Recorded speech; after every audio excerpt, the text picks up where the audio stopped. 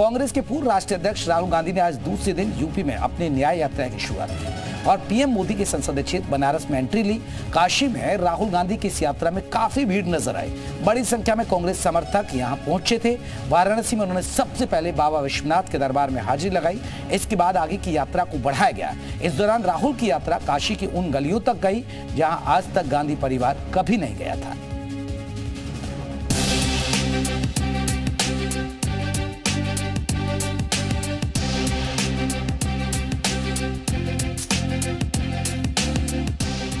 कांग्रेस के पूर्व राष्ट्रीय अध्यक्ष राहुल गांधी की भारत जोड़ो न्याय यात्रा का यूपी में आज दूसरा दिन है। राहुल गांधी ने वाराणसी में 12 किलोमीटर का लंबा रोड शो किया। इस दौरान राहुल गांधी का अलग अंदाज भी देखने को मिला। वाराणसी में भारत जोड़ो न्याय यात्रा के दौरान उन्होंने शिव भक्त बनकर काशी विश्वनाथ मंदिर में दर्शन किए। इसके बाद उन्होंने बनारस के मशहूर देसी मिठाई मलाइयों का स्वाद भी चखा।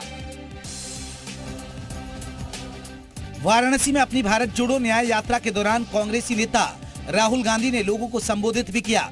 राहुल गांधी ने कहा कि भारत मोहब्बत का देश है, नफरत का नहीं है। देश को एक साथ लाना ही देश के प्रति सच्ची भक्ति है। इस वक्त देश में डर का माहौल है। ये देश मोहब्बत का देश है, ये देश नफरत का देश नहीं है। और ये देश जब भी मजबूत होता है, ये जब भी मजबूत होता है जब ये एक साथ मिलकर काम करता है। तो सबसे बड़ी देशभक्ति क्या होती है? देश को एक साथ करना, एकजुट करना। तो देश को एक साथ करना, एकजुट करना, जोड़ना ही इस देश की देशभक्ति है। गोदौलिया चौराहे पर जनसभा को संबोधित करते हुए जीएसटी और महंगाई पर राहुल गांधी ने केंद्र पर निशाना साधा।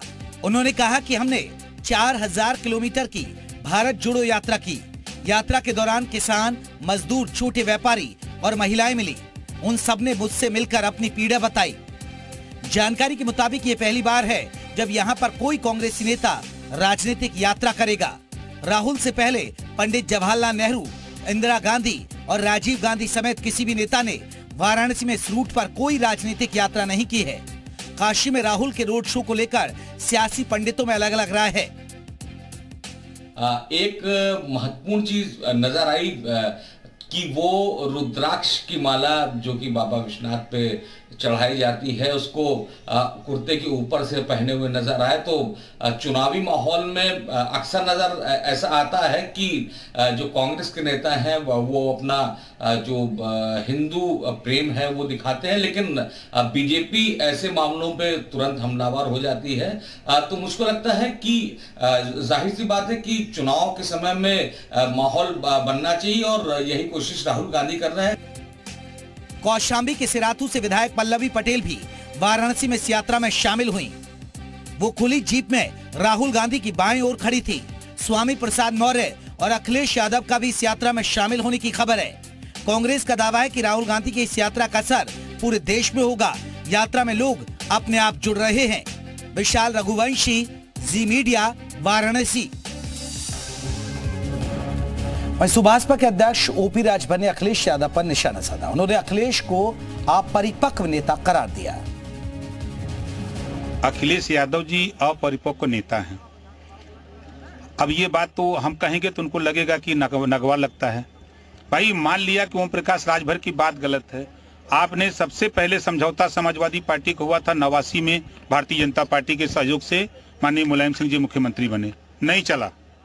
फिर 2 बार कांग्रेस से, 2 बार बसपा से, 2 बार आरएलडी से, 1 बार निषाद पार्टी से, 1 बार सुभाषपा से, नहीं चला गठबंधन।